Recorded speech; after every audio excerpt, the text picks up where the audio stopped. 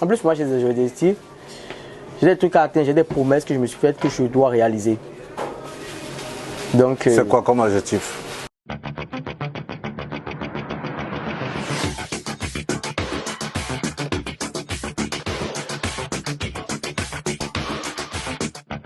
En plus, moi, j'ai des objectifs.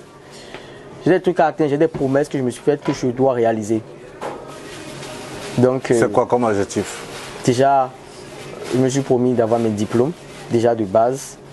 À quel moment j'ai commencé à faire vidéo? Je ne savais même pas que j'allais faire des vidéos. En venant en France, on m'a dit que j'allais faire vidéo.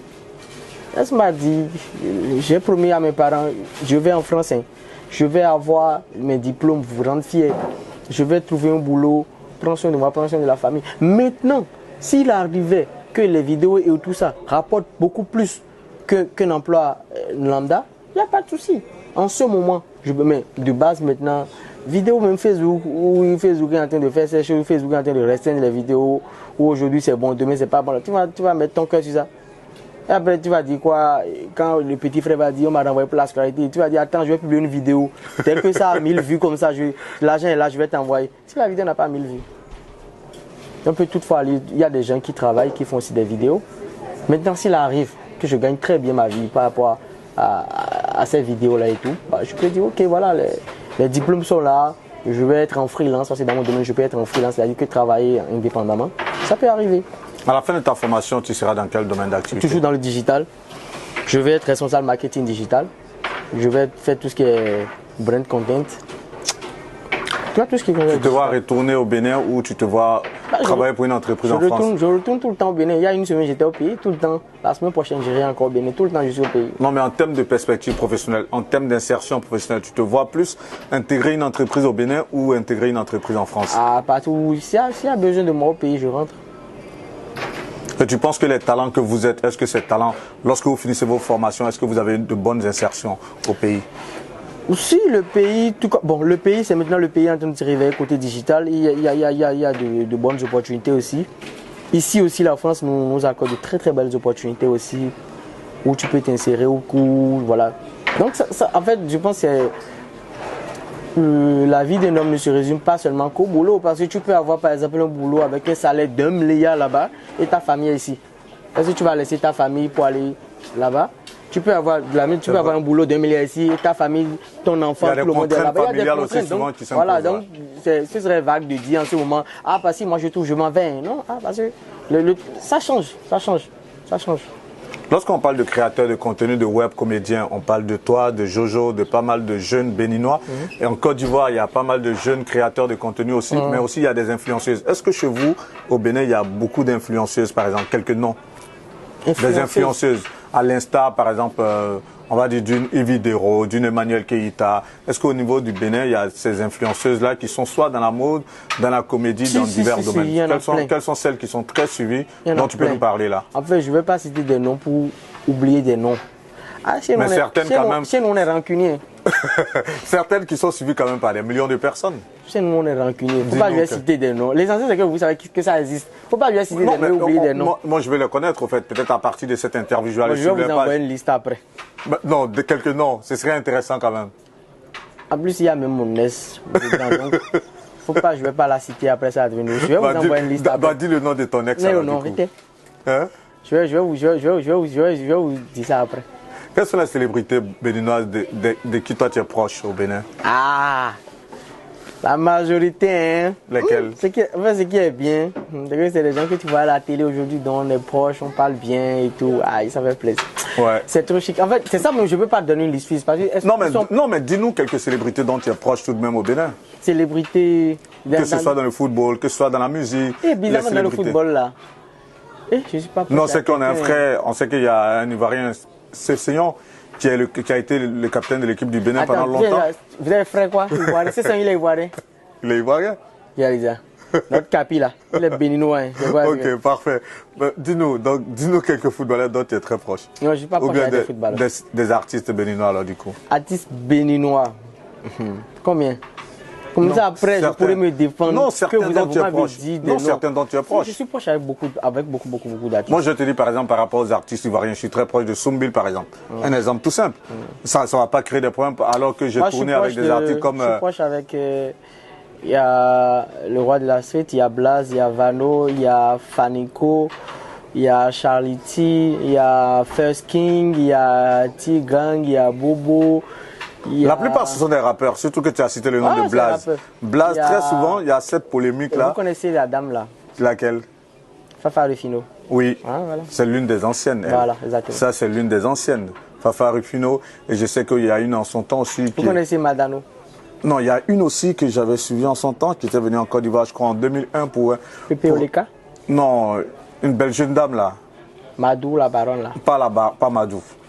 Peut-être le nom va me venir le temps qu'on fait cette interview, mais je sais qu'elle avait lancé sa carrière en Côte d'Ivoire en son temps. Elle était venue, elle est très belle comme ça, j'oublie. Zénab. Merci. Tout à fait. C'était en 2001-2002, à mes débuts de journalisme, elle était venue pour un point de presse, je me rappelle bien. Justement, pour parler de Blaze, il y a souvent, on va dire, cette polémique qui enfle par rapport au rappeur, parce qu'aujourd'hui ça pullule en Côte d'Ivoire. Si toi tu dois participer à ce débat par rapport à son talent dont on parle tant, c'est un bon lyriciste et c'est un bon rappeur. Qu'est-ce que tu dirais? Avant de dire ça, non, je viens de dire quoi? J'ai dit le roi de la street. Ok. Quelqu'un qui est le roi, il y a quoi encore à dire là? Il n'y a pas de roi. C'est le roi de la street. C'est le roi de la street. Ah ouais? Il n'y a même pas de débat à faire. Même en face d'un gars comme Didi B aujourd'hui? Chez nous, quand personne ne va te dire Blaze comme ça, on va te dire Mr. Blaze, le roi de la street. Personne ne va appeler son nom directement comme ça. Non. À César ce qui est à César. C'est un monstre sacré jusqu'à ce point? Ouais, il est bon, mais je ne vais pas le comparer à Didi B. Je ne vais pas le comparer parce que vous êtes ivoirien, vous allez défendre Didi B. Non, pas moi. Moi, j'ai pas de choix à faire. Voilà. Je pose juste les deux personnages face à face. Les deux aussi sont bons, donc je n'ai pas le choix à faire. Je ne vais pas dire préférence. Non. Les deux sont bons. Mais toujours Didi B, maintenant, il est Shogun. Non. Shogun aussi, c'est un titre. Zebla, il est le roi de la street, c'est un titre. Donc, c'est les dirigeants. Entre eux, là-bas, ils vont choisir qui est bon que qui. Nous, on est là pour apprécier, pour écouter, pour s'enjailler sur le son. On n'a pas de choix. Tu as dit tout à l'heure que tu es des années 90, mais ce mouvement rap qui a déferlé sur le Bénin dans les années 90, est-ce que toi tu y as petit, moi je suis né tout près ici. Quand je suis né à la fin des années 90. 98, 99? Faut pas mes grands frères, vous allez 98 penser. Alors ouais, non, je suis de 96. Ah, 96. Donc ouais, c'est 4 ans avant que je n'entre en 2000. Donc j'étais trop petit pour connaître cette époque-là. Ça, c'est l'époque des diamants noirs, c'est l'époque de Ami El Président, dès que je salue au passage, à Noir, l'époque de... Ça t'a tenté, toi, ce mouvement rap, de rentrer là-dedans? Mais j'étais rappeur, moi, Non. On a fait des choses... Fais un flow, alors, fais un flow. Là, c'est l'autre casquette. On m'appelait dans le temps, on m'appelait MC Lakata. MC quoi? Lakata. Lakata, sonne-nous quelque chose là. Non. Non, juste un freestyle rapide. Faut pas réveiller les anciens. Non, vas-y. Non, faut pas réveiller les anciens. Bon, je donne le ton alors. On va terminer comme ça. Faut pas réveiller les anciens. Sur le plateau d'Actu People, vas-y, donne-moi le flow. Non, faut pas. Vas-y. Faut pas réveiller. Parce que t'étais pas rappeur, toi. En fait, j'étais dans la chorale à l'église. Décidément. Tu n'es plus rappeur, tu es devenu maintenant choriste à l'église. Ouais, j'étais choriste. Ok, et à l'église, quels sont les hymnes que vous entonniez? Ça me rappelle des souvenirs dont je n'aime pas parler. Parfait, on va terminer rapidement. Franchement, merci pour ce moment d'émotion que tu nous as accordé sur le plateau. C'est moi qui vous remercie de m'avoir invité. Tu as vu que je te disais, le traitement, c'est pas partout pareil, c'est clair. C'est clair. Là, c'était assez relax, ça fait fun. Et tu sais, je sais que tu es le dieu de l'impro aussi, en termes de scénario, de pas mal de choses. Et tu sais, moi, je suis très fan. Sors-moi un truc là, improvisé. Je ne vais pas demander que tu donnes ton dernier mot, mais sors-moi un truc, un scénario à l'improviste. Même si tu peux mettre quelqu'un comme acteur, je ne sais pas, vas-y. Mais un truc qui peut nous faire éclater des rires sur le plateau. Ah, ça va être compliqué. Vas-y, tranquille. Je sais que tu es capable, tu es fort. Attends, là, vous me demandez de faire un truc de quoi? Un truc de one man show, c'est ça? Ouais, vas-y. Ah, voilà, c'est ça que je voulais dire. Ça va être compliqué parce que moi, je fais des vidéos. Ok. Voilà. Cette année, je suis en train d'apprendre comment on fait le one man show. Parce que c'est bien bon d'être talentueux, de pouvoir faire des vidéos comme ça, mais devant un public, devant une caméra, c'est tout autre chose. Cette année, je suis en train d'apprendre pour pouvoir faire aussi les spectacles, pour pouvoir aussi me présenter devant les gens et parler. Ça, je n'arrive pas toujours à le maîtriser. Mais si tu dois faire un petit scénario pour faire rire, même si tu dois m'inclure ou inclure un membre de l'équipe de réalisation, je ne sais pas, fais quelque chose. J'ai envie que tu improvises quelque chose là, comme ça. pour voir un peu ton talent à l'état brut. Tiens, je suis timide devant la caméra. Si c'était moi seul avec mon téléphone en train de filmer, c'est bon. Bah justement, considère que là, on est deux. Comme si tu étais en situation de truc. Mon cœur est en train de battre déjà. Vas-y. J'ai faim, on a qu'à arrêter. Vas-y, tranquille. On a qu'à arrêter, j'ai faim. Comment ça? J'ai trop faim. Donc j'ai fait. Vous avez fait jusqu'à. J'ai dit des choses que je n'ai jamais dites ici là. C'est des choses que personne ne sait. Ça là maintenant, ça va sortir à la télé maintenant. Même mon papa, quand il va regarder ça, il va être bouche bée. Il sera fier de toi. C'est des choses dont je n'ai jamais parlé. Il sera fier de toi parce que tu auras extériorisé certaines choses qui étaient là. Et forcément, le fait de rendre ce témoignage, ça va servir à beaucoup de personnes. C'est surtout ça. Chez nous, un homme, ça reste fort. Un homme, on ne voit pas la faiblesse de nous. Là, vous avez vu ma faiblesse. Non. Là, vous avez vu mon côté sombre. Alors que c'est pas bon. Tu restes toujours fort. Un homme. Tu as vu récemment, vu qu'on est dans l'actualité, pour terminer rapidement, tu as vu récemment Kérosène couler des larmes sur le plateau télé. Et on a eu dit que c'est une question de dépression. Qu'est-ce que tu peux dire par rapport à ça? Ce truc-là, ça touche beaucoup de personnes. Ça touche, je vais dire, bon, tout le monde. Je ne vais pas dire tout le monde. Mais je peux dire tout le monde. Mais il y a ces moments-là qu'on a. Et puis voilà, on ne sait plus ce qui se passe. C'est partout, et même pour nous aussi. Des fois, on publie une vidéo où la vidéo ne prend pas bien et on réfléchit, on regarde qu'est-ce que j'ai fait que les gens n'ont pas aimé, pourquoi les gens n'ont pas aimé cette vidéo, alors que cette vidéo c'était censé donner le sourire. Et comment tu commences par réfléchir, comment je vais mieux faire, comment, ou bien tu es là, tu vois, tu donnes le meilleur de toi-même dans une vidéo et tu es là, tu viens lire un commentaire, oh, je n'aime pas cette vidéo. Alors que la personne ne sait pas. Souvent, ce n'est pas la faute de la personne, mais la personne ne sait pas les efforts, ce qui a été fait pour accomplir tout ça. Des fois, même, c'est que tu as pris métro, tu as pris train, tu es parti dans une autre ville pour aller tourner. C'était sous le froid, tu as dû supplier les gens. Pour monter, il n'y avait pas. Et puis, une personne vient. Et c'est même pareil, même en France ici, pour les gens qui n'ont personne, tu t'en vas bosser, tu reviens la nuit, il n'y a personne, il n'y a pas quelqu'un pour te dire tu as fait un peu, est-ce que ça va, cours là, tu n'as personne. Tu es là, tu entends les autres dire, je rentre à la maison, maman m'a dit de vite rentrer, mon papa m'a dit je t'attends, toi tu n'as personne ici. Tu es là, tu rentres à la maison, personne ne te dit mais tu t'effondres, tu ne commences pas à pleurer. Ce genre de burn-out, tu en as déjà vécu pas mal? Si. Ah ouais? Ouais. Un jour, je me rappelle, un jour je